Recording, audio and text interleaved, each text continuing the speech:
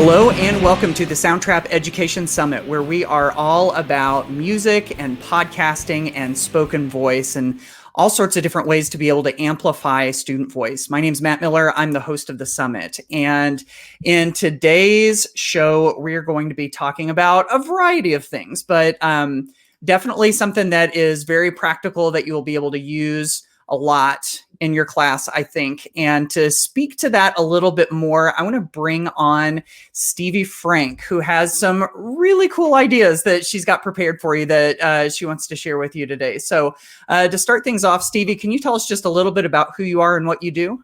Yeah, so hi, I am so excited to be here today. My name is Stevie Frank, and I teach humanities in fifth grade in Zionsville Middle School. Excellent. Very good. Very good.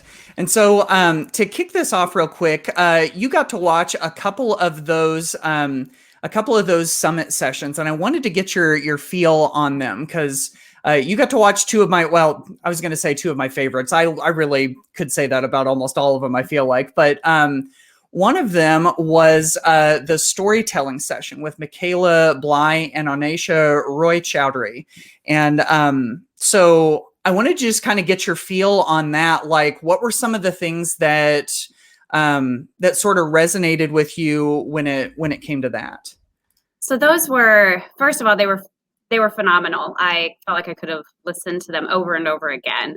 And so I usually get my podcasting in whenever I'm getting ready for the morning. I've got two small children, so it's the only time that it's quiet around my house. And so I found myself like listening to it and pausing and then like really reflecting on it. I thought it was phenomenal. I love the idea of being a storyteller. And I feel as if it's something that I'm trying to instill in my fifth graders today, because if we focus on them telling their story from their perspective, and these ladies were so more articulate than I am as explaining this, then perhaps we can start to move forward with just any part of identity. And I feel like that's such a huge piece. Where if kids understand their identity now and how it affects what they see and it affects what they do, if they can start to become storytellers rather than like advice givers, then it's going to really help that be more authentic. Yeah, no, I totally agree with you. That identity piece is so big. I bet with fifth graders, I could imagine that it probably is too, where you're coming to kind of the end of elementary school, your mind's starting to get opened up to like who you are in relation to other people and everything, and trying to get ready for like middle school and everything. I would imagine that probably shows up a lot for you, right? It shows up so much. And it's one of those things where I feel like I'm still working on my identity, right? Like I'm still trying to go through my journey. Not perfect. So it's really neat to also kind of come alongside the kiddos and just be like, I'm doing this too. I'm working on this too. And these are some things that have helped me along. And I've got some great books that have really been helping me along the way as well, to be able to help teach kids that really difficult concept. I think it's difficult for an adult. I couldn't imagine, being 10.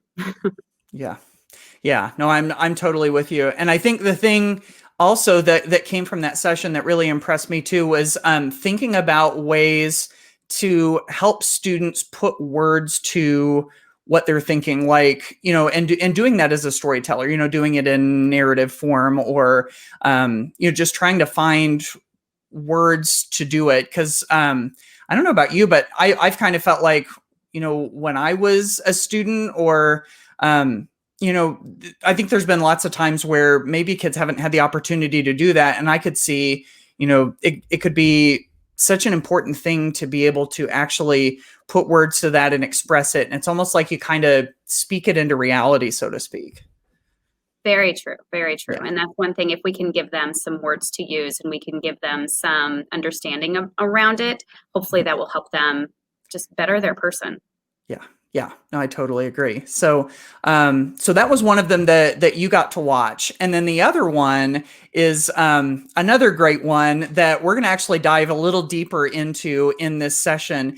And that is the podcasting session with Daniel Wang and Lila Schroff. And that was fantastic. I mean, we got to talk to a high schooler who wrote an entire curriculum around podcasting, which was super cool, and a college student who has actually done a lot of the work herself, which was super, super cool also. So was there anything before we get like super, super practical? Because that's really, I think, what we're excited about doing.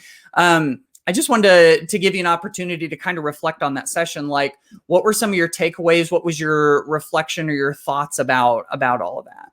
My goodness, I was blown away. First of all, those two were extremely articulate, and I was not that way when I was that age. So just seeing that, my goodness, they're going to move mountains, and I'm excited to see where they end up at the end, which was phenomenal to see. I was very excited to definitely see them and their enthusiasm and what it was like. I think she called it journalism. Verbal journalism, I want to say.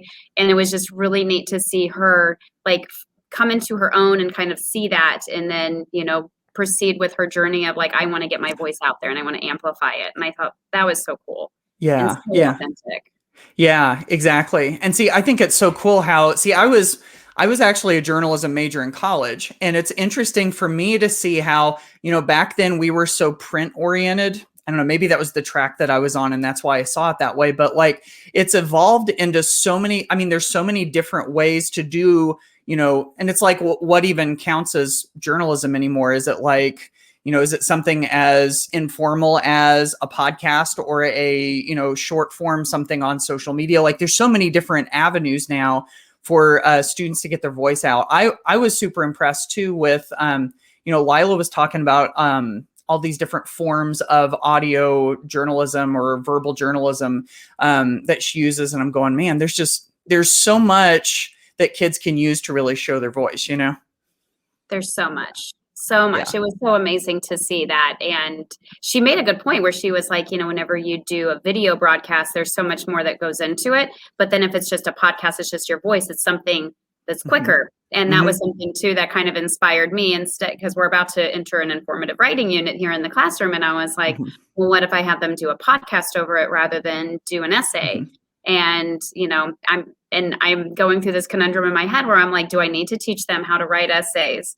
Or do I need to teach them how to, put together a script to write a podcast? Yeah. Like, which one is, like, as you said, like, what is media? What is that going to look like? Right. Is it changing? Are we here in this moment where this is is it antiquated, to write an essay, or is it, important? So I don't know.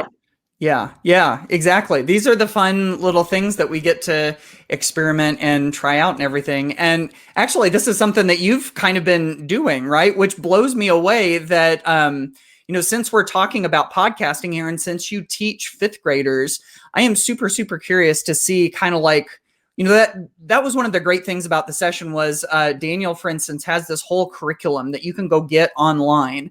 I think it's a student podcast something. I don't know. I promise I'll put it into the link so that you can go find it. I don't have it right off the top of my head, but it's super easy to go find and go look up and everything. But I'm curious to see what, anything sort of related to that might actually look like in a classroom. And that's what you've been doing with fifth graders, right, Stevie?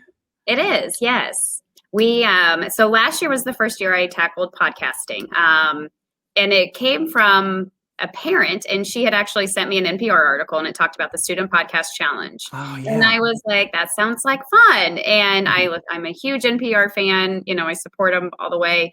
And I was just kind of inspired at that moment. And so then that's why I decided I was like, all right, I'm going to look into this a little bit more.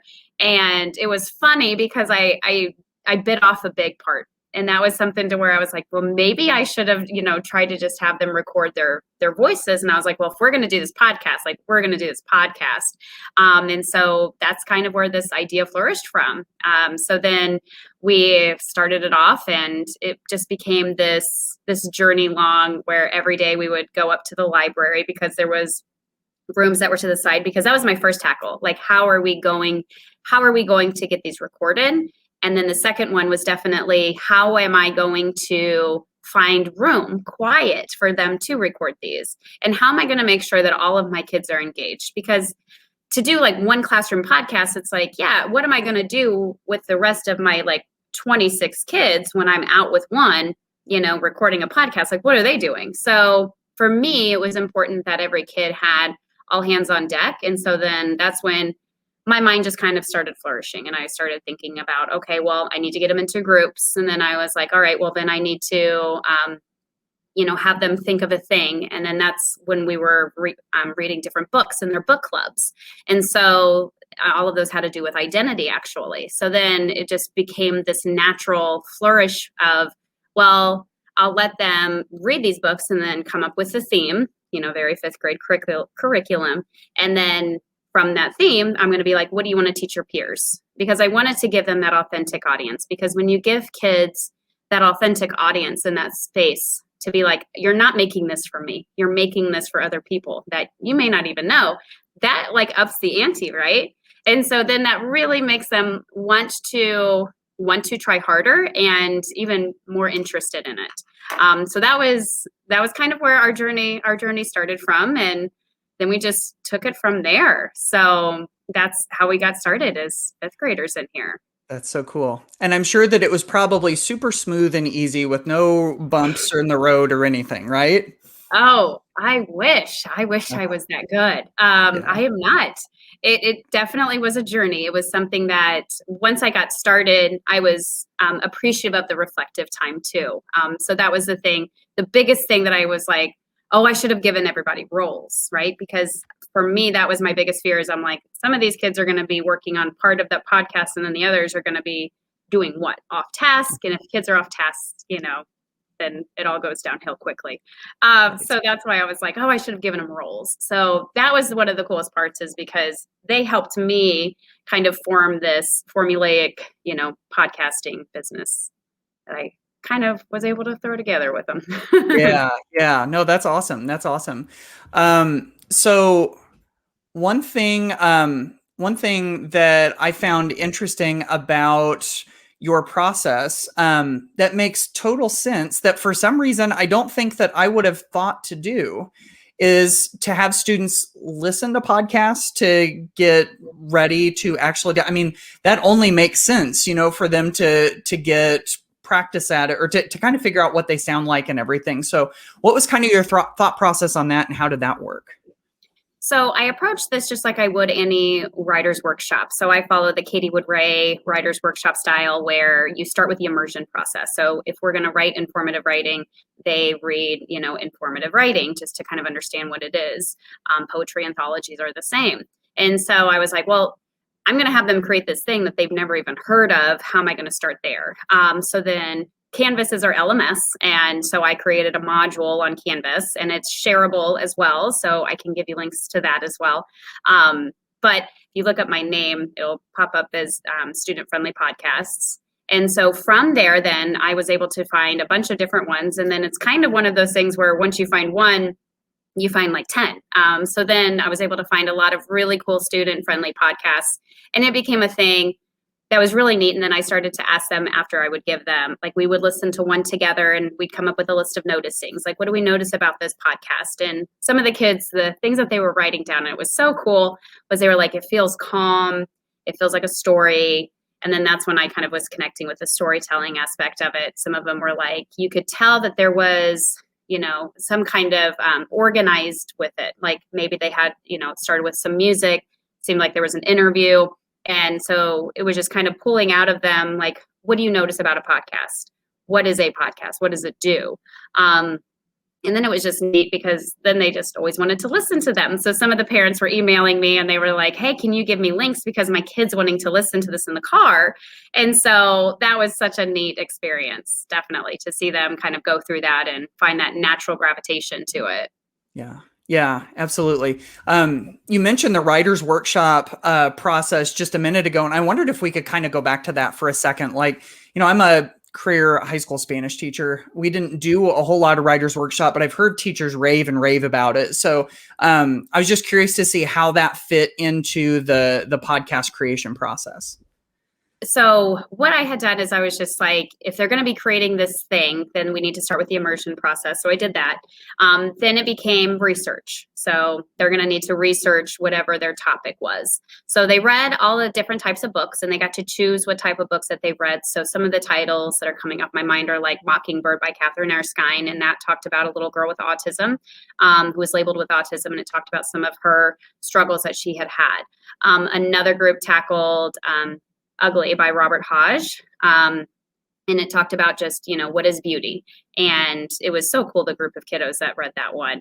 Another book was Schooled by Gordon Corman. And it just talks about like this, hippie kid coming into the real world and his adjustment period and what that looks like.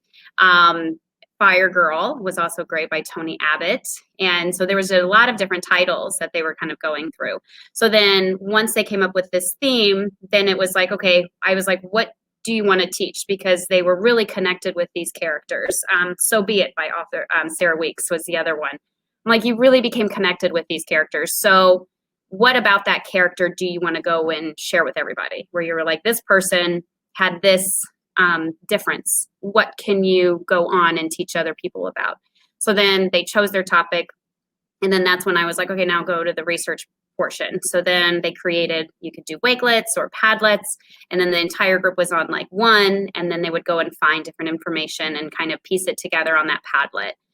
So then once they got done with the research portion, then it became, just like any natural progression of writing, the planning process. And so huge shout out to Eddie Smalls from the Canvas Casters podcast. He met with me one-on-one, and actually with a group of colleagues that were kind of interested in this. Andy Neven was also in on our meeting, just kind of met with us. And then he was just saying where he was like, well, there's this organization of it. And for me, it was just from that moment where I'm like, yes, like there is some type of, organization to it. And so the graphic organizer that he showed us, I just kind of ran with it. And I was like, oh yeah, you've got your intro, you've got your, your body part of it. And then it just really started to make sense. So then the kids organized their writing or organized their podcast. What did they want?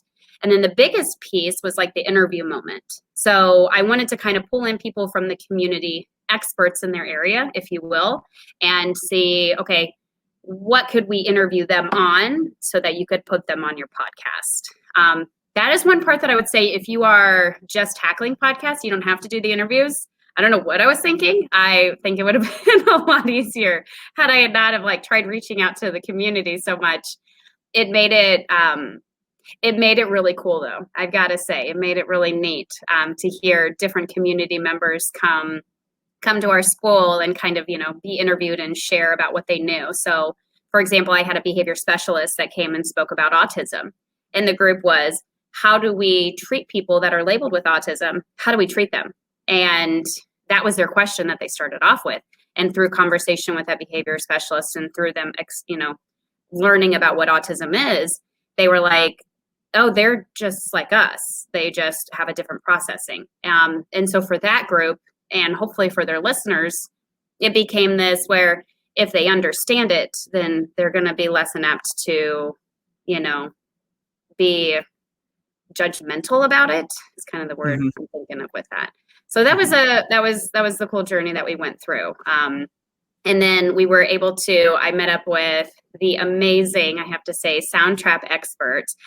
She was so pivotal in getting us to kind of work together and kind of understanding how Soundtrap worked. And so that's kind of where Soundtrap comes in for me. Audrey Auclair is who I'm thinking of. And that's where it came in, where I'm like, well, how am I going to get them to record this beast? And I had heard a lot of other, different avenues too as well. And so that's when we, Kyle Beimfor here at Zionsville Community Schools, he's our tech integration specialist. He put me in touch with Audrey, and then came in Soundtrap. And so that's where we landed here. Nice. Very good. Very good. I am super curious about the way that Soundtrap integrates into all of this. I also have so many questions, and I'll just tailor it down to like the most relevant ones, but I have so many questions about this process still. So if I wanted to touch on that first, if that's okay, and then we can get into kind of like the Soundtrap stuff. So for instance, you talked about interviewing experts, and it made it sound like they actually came to the school. Did they, like, any of them that you had actually came face to face in the school? They did, absolutely. That's so cool. It was so cool. Yeah. So the group that read Robert Hodges' Ugly, for example, that was one where my background and my person is I'm huge into yoga, and I have my yoga teacher certification. And so that whole holistic part of me is deeply embedded in my person. And so I go to someone for acupuncture to help deal with my stress. If you're out there and you're dealing with stress, highly recommend acupuncture. It is phenomenal. So my lady, she owns Project Gorgeous here in the Indianapolis area. She's phenomenal. And I go to her for all my beauty woes and she started doing facials as well. And so acupuncture facial, I'm like, you can't go wrong. So I actually invited her to come in, and she talked with a group of ladies, and then their conversation, it was beautiful because her whole premise of her entire business is built on you are beautiful. And so if you have a wrinkle on your face, or you have this or you have that, like, it has a deeper meaning, and find beauty in that, like really own that. And, that is who you are, and that is beautiful. And Robert Hodges, TED Talk was all about, own your face. And so that group, it really resonated with them. And so as soon as I heard them talking about, what is beauty, I was like, oh my God, I got to bring in Marianne Tolkowski and have her be interviewed. And she so lovingly gave her time, and she said it made her day. So it was really cool. So that was just, one connection that we made. Another group talked about safety in schools. And so we have a police officer that's here in our school. And so they interviewed him to talk about what are some safety measures that are put in place. So, I mean, anybody that I was kind of talking to through conversation, I was like, okay, now who can I pull? Who would be a great person for that? Not all groups did interview people. There were some, no, they actually did. So there was a group that actually went to, I got them into the NPR Student Podcast Challenge, and they got an honorable mention. Oh, for real? For real. Wow. So we were like, wow. Such a cool thing. But they wanted to, their whole thing was like spreading kindness. So they actually read Stargirl. And Jerry Spinelli, I think, is who I'm thinking of for that one. I could be very wrong. So they read Stargirl, and their whole thing was like spreading kindness. And so what they did was they put like random acts of kindness, like little notes, which they're actually still doing today, which is really still cool because we're in a pandemic, and they did this last year. So their journey is still going forward, but that was really cool that they were still able to kind of spread their kindness. And they interviewed people that they gave their random notes to. So they kind of revealed themselves, because the whole point was them being anonymous. And then they came out and they were like, oh, it was us. And then they interviewed the person. Our principal was one of them too, as well. And so he got interviewed of being like, what was it like to have that random act of kindness? How did it make you feel? And it was really cool. Yeah, that is so cool. It was Jerry Spinelli, by the way. I did a little Google search while you were talking. So nice job. The one other thing I wanted to ask you about was that graphic organizer. Just like curious to see, what were some of the things that it helped you do to get the process right? I can share my screen, and I can kind of show you what that graphic organizer looks like. Yeah, awesome. That would be great. All right. So can you see what I see? Yeah, there it is. If only if only we were talking, how many times can you see my screen? Right, yeah. At least I don't have to tell you that you're on mute. That feels like that's the other one, Exactly. So this was the Canvas Casters podcast. And then here's Eddie Smalls. There's Eddie. That's right. He was so amazing to Zoom in. And this was even before Zoom was cool. So the fact that we were able to figure this out. So this is the podcast framer planner. So this was the title, the intro. I told the kids to come up with some type of jingle. There were transition pieces. Then this was the content. This is where I was like, here's your interviews. What are you going to teach? How are you going to teach it? The show ending, sponsorships, thank yous, and then thanking the audience. And so, and even with the times, I think kind of connected to each piece, it really made it available. And so this was that really cool, like I said, once I saw this, I was like, okay, I can teach to this. This is a graphic organizer, this is a planner, this is writing, and that's when the kids created a script. Over here on the left-hand side, NPR has so many amazing just tools to utilize on their website. It was overwhelming. I'm a PowerPoint kind of gal, so I ended up putting an entire PowerPoint on how to go about this with the kids. So like we went on the journey together, and so I was like, I posted this up as well. So NPR, they've got so much, it can be overwhelming. So I just kind of pieced it and made it work for me. I'm happy to work with anybody on one-on-one. I've had a few calls one-on-one with people that are just kind of starting to dip their toes in it. It's a journey I'm willing to take with you, if you're interested in that. Awesome. So then, yeah, that's where we went with our journey there. Very good. Very good.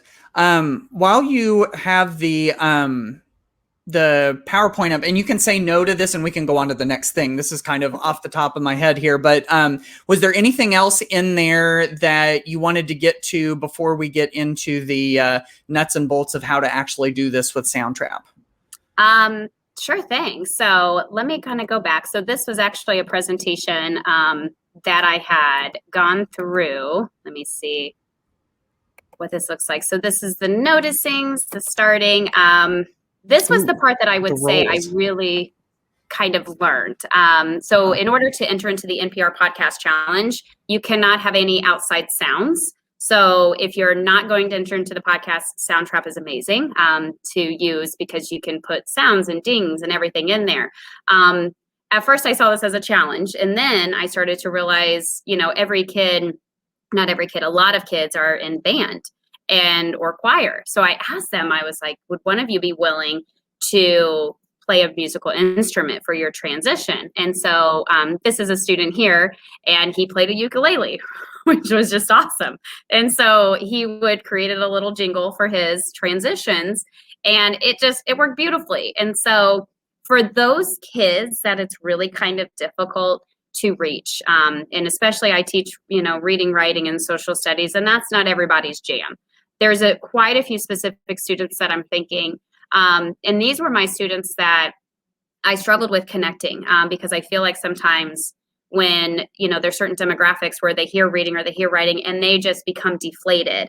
And this was part where I saw them flourish, so this particular student, he flourished and he was like, I'm able to play my musical instrument. And that was really neat. The other thing is I assigned roles so that no kid was kind of, able to just chill out while everybody was making the podcast. I was like, how about somebody become a Soundtrap expert? So Soundtrap is amazing, and they have tons of tutorial videos.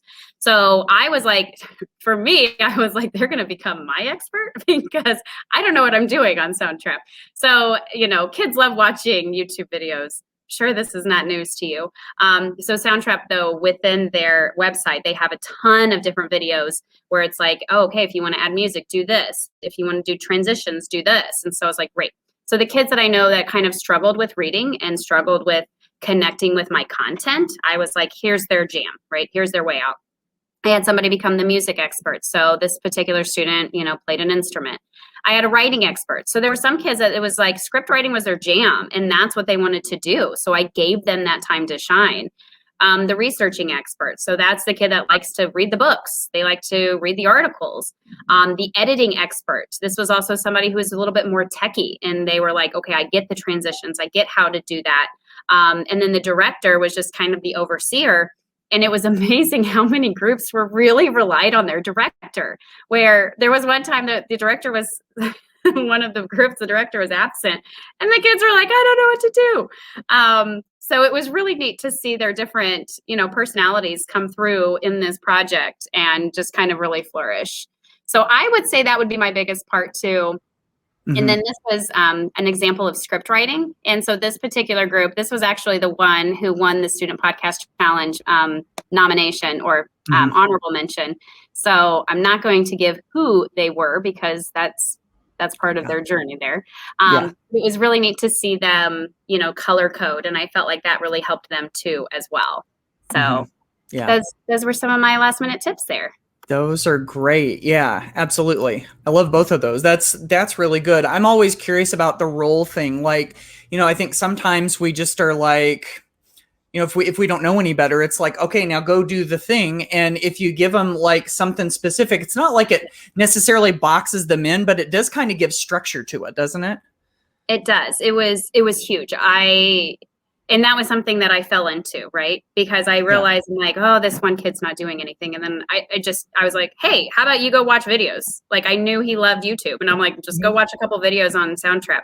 And then they became like our savior because there Yeah. were times where we're like, where'd everything go? And he's like, oh, and he's just, typing out a few Mhm. things and then boom, everything came back. And Yeah. we were like, thank you. Yeah. So in every single group, we had somebody who that wanted to be their jam. And Mhm. so they just completely flourished in that role. Yeah, yeah, that's so cool. Absolutely. Okay, so now maybe we can talk some more specifically about how Soundtrap made it all kind of come together. Like how it ended up being, I mean, it ended up being your go-to tool. Like that was the thing that really made this work, right? It was. I don't know how I would have been able to do this without Soundtrap. Yeah. What I like about Soundtrap, and I didn't really look into the other avenues that were kind of thrown my way. Once I heard that Soundtrap, I had access to as an educator, as their teacher, and that to me was everything because these kids are going to go create these things, and if I'm not checking in, and I was able to see it all. So they were creating their podcasts. I was able to go in and I was able to edit it too. So that was the biggest push for Soundtrap for me was the fact that I was able to have all hands on. So then when it became to editing, instead of just being like, oh, have you guys recorded today? I could go in and that accountability was there. I could check and I could be like, no, I don't see anything. You guys didn't record anything today. And so for me, Soundtrap gave me that availability, and they had up these I don't even know the right word. I think it was something about a wall. And so the privacy walls were up, right? So that only us could get in and nobody else could get in. So I know that was also a huge push because our tech integration specialist was like, privacy's huge, and so we can't have kids creating this thing that's out there in the internet available for everybody to listen to. So Soundtrap created that for us. So that was huge. That was our Yeah. hugest pull to Soundtrap, definitely for me. Yeah, yeah, absolutely. One of the things that I really like about it too is whenever you get into the editing screen and you have all the different tracks and everything, it makes it so clear and easy to see what everything is and where it is and everything. And I wondered, as far as the like actual hands-on manipulation of the audio files and everything, how that went with your fifth graders. It surprisingly went really well. Yeah. That was one of my biggest concerns. I've got to tell you, these fifth graders, they know a thing or two about Hmm. getting online and doing these things, right? So I felt like that was one of my biggest concerns. So honestly, for the first day that I introduced Soundtrap, I was like, just hit record. I don't care what you record, just play around with it. You have these kids that this entire time, their job was to watch videos. So when the kids now that were like maybe doing the interviews, or the kids that were writing the script, or those kids, they were like, well, what do we do? They were looking to this kid who typically in my class maybe had not felt like the star, right? So this time they got to really shine, and they were like, well, here's how to do it. And I got to tell you what, that was probably one of the most gratifying things about this entire process, is to see the kids that sometimes struggled in my room really become these amazing kids. And they are, right? It was just, I had to find something to help them to connect with. So I felt like that was so cool. So these kids were, going in there. How do I record? How do I stop? How do I transition? How do I fade in? How do I fade out? So the first day, like I said, it was just, here's a new piece of technology, just go hit record. And that's true with any piece of new technology. Like we just used, Storyboard last week. And I'm like, I'm not going to throw out Storyboard off them on top of curriculum. I'm going to teach them how to use the technology first, as you know, rather than expect them how to use it. So I felt like that helped us a lot. And along the way, there was some bumps. Some of the kids realized, if I use a better mic, that's going to make it sound so much better. So some of the kids, we talked about background noise, but that didn't come later until editing. So just like, again, we're following along this writer's workshop, we had gone through the research phase. Okay, great. We went through the planning phase. Great. And then now it was the writing of script. Well, then editing came in naturally because that came in towards the end. So then as soon as we were talking, there was some really great videos. I'm wanting to say PRX had some really great videos where they were like, here's how to do the thing. And so the kids were like, oh, background noise. One of the other things that they had talked about where they were like, when you go do your interview, never stop recording. So as soon as you go in, as soon as you go into that interview, hit record and then don't hit stop until that person is out of the room. And for one group, that part that was, unscripted, that was their podcast, because they realized through that time, they were like, wow, some of the girls really opened up. It was about their beauty, where one of the little girls was like, I felt ugly because I have this skin condition. And I, as her teacher, didn't even know anything like this. Her best friend sitting next to her didn't know anything like this. And she goes, I used to have so much anxiety about it. I didn't want to go to school. And we're like, oh my gosh. And so afterward, we're like, that's your podcast. Like that journey is the thing. And so those things were really cool. Those were really great tips. Definitely. Yeah, that's good. And that's not like we're going to start recording secretly and they're not going to know. It's like, it's just keeping it going and not recording it in the parts where you think that you should. It's just, grabbing everything and letting them know that it's running, right? It is. Yeah. Yeah. That's so cool. You talked about the privacy settings, and that made me wonder. I know one of the big things about podcasts is audience. And so I'm sure that was probably a consideration and maybe even a discussion and everything. Because, you can go all the way from like, because you could potentially take a podcast and blast it out on all of the different podcast platforms, or you could make it for the sake of making it, and the audience could have just been you, the teacher. Like that would be a very private side of things. Blasting it out everywhere would be public and everything. And I wondered kind of like what your thought process was and your journey was to figuring out what the right audience was for your students. So when we were doing this, I told them that their audience was going to be Zionsville West Middle School. I was like, Where's your audience? Since we have Canvas as our LMS, I was able to be like, okay, I can create a module. So once I had them uploaded, I could just upload them to the module. I blasted it out to the school once everybody was done. And I was like, hey, download this, add this module from the Commons. And then, everybody in Zionsville West Middle School could be able to hear. And then I was like, well, how am I going to get theirs out? So for some of the students, and this is a lot of fun. So I actually, this is Zionsville, this is Star West was the group. And so we ended up having like a little QR scanner. This one is like, we're blasting out to the world, right? Obviously with parent permission. So I sent out a Microsoft form and I was just like, hey, can we do this thing? And the parents were so supportive. They were like, this thing is cool. And then, as a mom, there are things that my kid brings home and I'm like, that's going in the trash.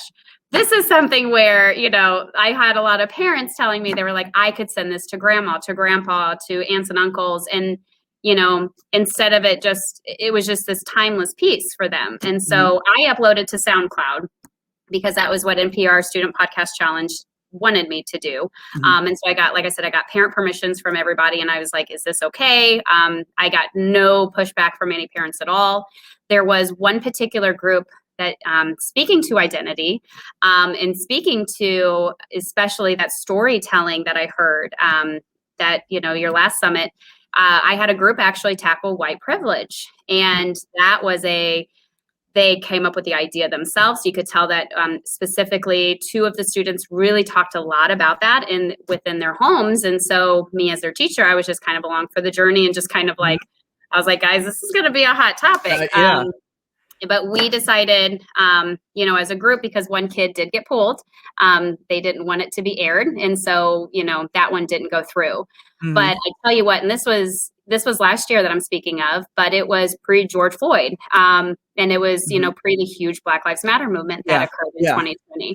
And so for that particular group, even though it didn't get blasted to the world, that group still has come back to me and they were like, the thing we did, like, we get it. Yes. We understand that journey now. And that was that was a pretty powerful moment Yeah. within that group. So even though they didn't have the audience and there were some tears shed, all boys, by the way, all boys, there were some Really? tears that were shed, and they Yeah. were very devastated, but I don't know, just, that was part of their journey that they're still taking. So Yeah, my goodness. That's so cool to me. I'm thinking like all of the learning moments that must have come out of that. Cause like you said, sort of pre George Floyd, like you threw around the term white privilege, and it was like, to a lot of people, it was like something that made them recoil. I mean, a lot of people still do, but not quite as much. It's starting to get out there in the public discourse a little bit.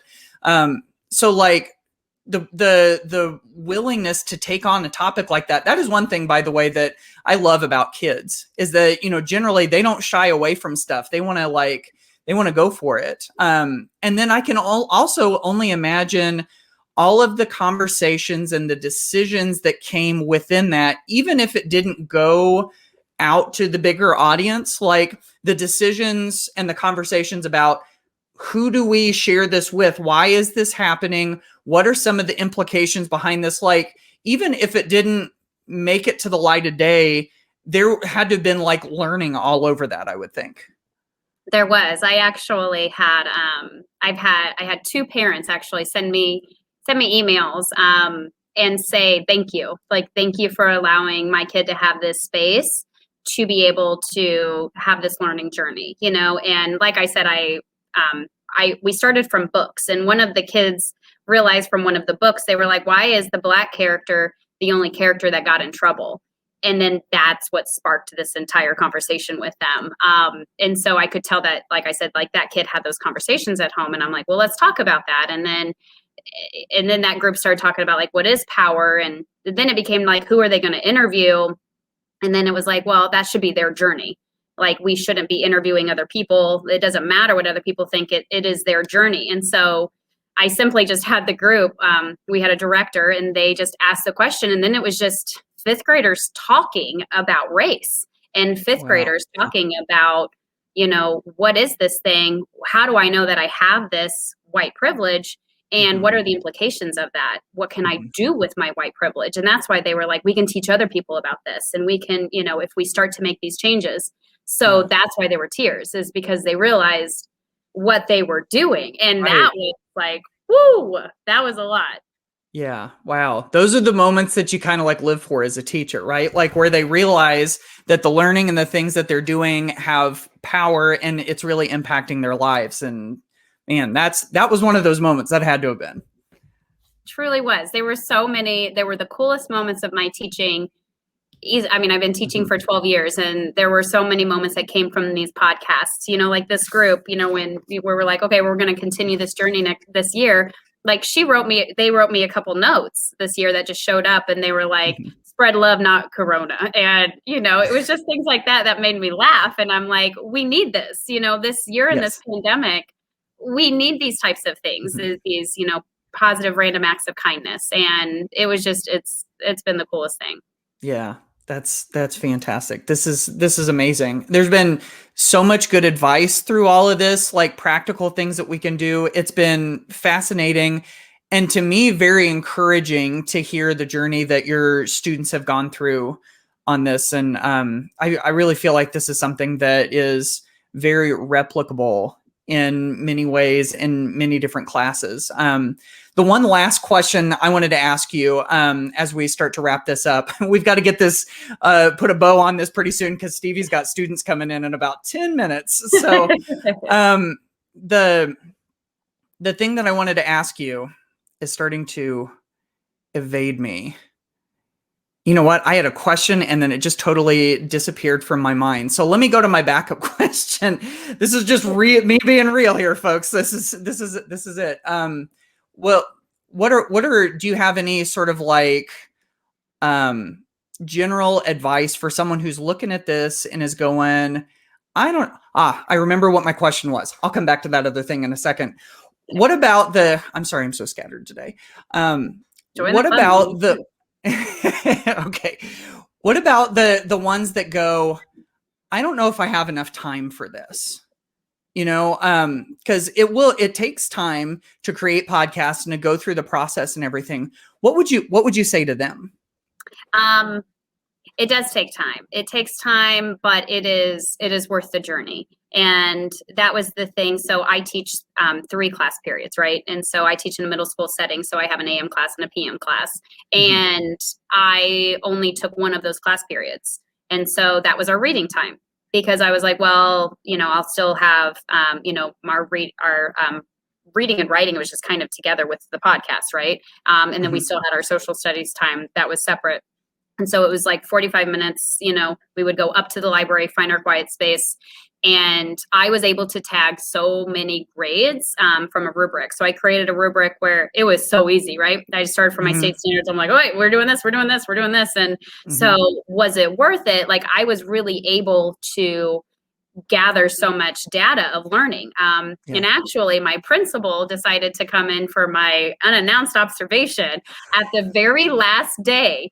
So this was the day that I'm like, everybody's going to be off task because most of the groups are done. Yeah. And he followed me around to all the rooms with, his laptop. And he had said, he was like, everybody was so authentically engaged and intrinsically motivated. He was like, they were invested in getting this thing done. And that was the thing. Right. So yeah, I'm like, it was totally worth it. Like, I was able to have, a last observation. And I was like, it still happened to work. I did happen to have a group who I think reading is, we're all thinking of it, especially as 5th grade teachers, where we're like, there is a group of kids that reading is a struggle, and it is a legitimate struggle. And so for there was a group that I allowed them to choose to opt out, because I was like, you can choose to do a podcast, or you can choose to, I was like, you can read, we have Storyworks from Scholastic. I'm like, well, you can read through those and read some different plays, and, we can work with inflection and record that written script. And so from that group, that's what they worked on. So that was the thing, but I let that be a natural progression of theirs. I wasn't going to push them in that direction. I was like, I feel like, this might be a little bit too big for them to tackle, but they naturally were like, yeah, this is too much, and so what they did was they just played around with Soundtrap, and they read the plays that were available for them. Okay. Yeah. Yeah. That makes perfect sense. Oh, this has been so good. Like, so many different, my mind's just spinning with all the different ways that this could fit into a class. And, we were talking at the end there about what if someone says, what if we don't have enough time? And it makes me think back to, all the moments in my class where whenever we did something meaningful and worthwhile, like, that learning sunk in more than, just a whatever traditional assignment or worksheet or whatever. Like, that stuff just didn't click, didn't last, didn't stay with them in the same way as something like this. So I think that this has got to have like lasting power, and that's what makes me so excited about it. So really, really appreciate you giving us so much time and allowing us to kind of dive deep into this process. And, I hope that this is something that other people are interested in doing. Me too. It's worth it. And if you need some help along your journey, like I said, I've zoomed in with a couple people as well that are thinking about starting this project, and I'm happy to share everything that I came up with and where I got it. So I'm happy to be here for you. Yeah. Yeah. What's the best way for people to reach you if they decide they want to do that? Definitely through Twitter at Stevie Frank 23 is my school. I have an Instagram and a Facebook, but it's more for personal. I've got to keep my boundaries up. And so Twitter is definitely my outlet for education. Yeah. Awesome. All right. Oh man, this has been so good. Thank you so much. And we're going to try to give you at least a few minutes to go get ready for those students before they come barging in your door. Awesome. Well, thank you so much. This was so much fun to share, and I hope you're able to tackle this journey too. So and let me know how it goes. Yeah, absolutely. And thank you all so much for watching and for being a part of the Soundtrap Education Summit. We'll see you on the next session. Take care.